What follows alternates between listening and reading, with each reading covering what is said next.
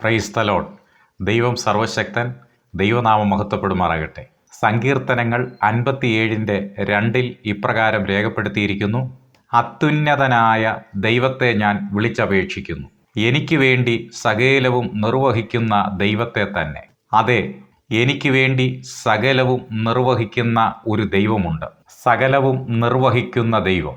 വ്യക്തിപരമാകുന്ന ജീവിതത്തിൽ ഓരോ വ്യക്തിക്കും സാക്ഷ്യം പറയുവാനുണ്ട്. എനിക്ക് വേണ്ടി സകലവും നിർവഹിക്കുന്ന ഒരു ദൈവമുണ്ടെന്ന്. ഇങ്ങനെ നമ്മൾക്ക് വ്യക്തിപരമായി പറയണമെങ്കിൽ അത് അനുഭവത്തിൽ കൂടെ മാത്രമേ കഴിയുകയുള്ളൂ.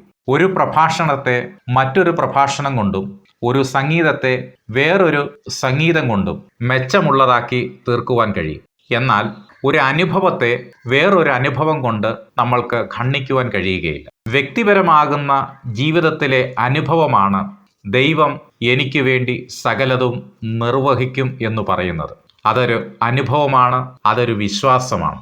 അതുകൊണ്ട് നമ്മുടെ ഭാരം യഹോവയുടെ മേൽ വെച്ചുകൊള്ളുക. അവൻ നിന്നെ പുലർത്തുന്ന ദൈവമാണ്. ഏതെങ്കിലും വിഷയത്തിൽ ഭാരത്തോടെ ഈ സന്ദേശം കേട്ടുകൊണ്ടിരിക്കുന്ന വ്യക്തികളാണ് നിങ്ങളെങ്കിൽ ആ വിഷയം ദൈവകരങ്ങളിലേക്ക് സമർപ്പിച്ചു കഴിയുമ്പോൾ അത് നിവർത്തിച്ചു തരുവാൻ അഥവാ അത് പുലർത്തി തരുവാൻ ദൈവം വിശ്വസ്തനാണ്. യെശയ്യാവിൽ കൂടെ ദൈവം നമ്മളോട് സംസാരിക്കുന്നത്: ഞാൻ പ്രവർത്തിക്കും, ആർ അത് തടുക്കും. ദൈവം നമ്മുടെ വ്യക്തിപരമാകുന്ന ജീവിതത്തിൽ പ്രവർത്തിക്കുകയും ആ ദൈവിക പ്രവൃത്തിയെ ആർക്കും തടയുവാനും കഴിയുകയില്ല.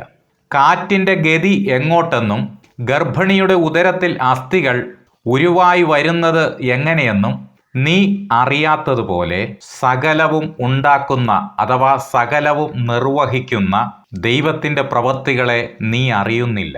ആമേൻ. ഈ വചനങ്ങളാൽ ദൈവം നമ്മെ ഏവരെയും അനുഗ്രഹിക്കുമാറാകട്ടെ.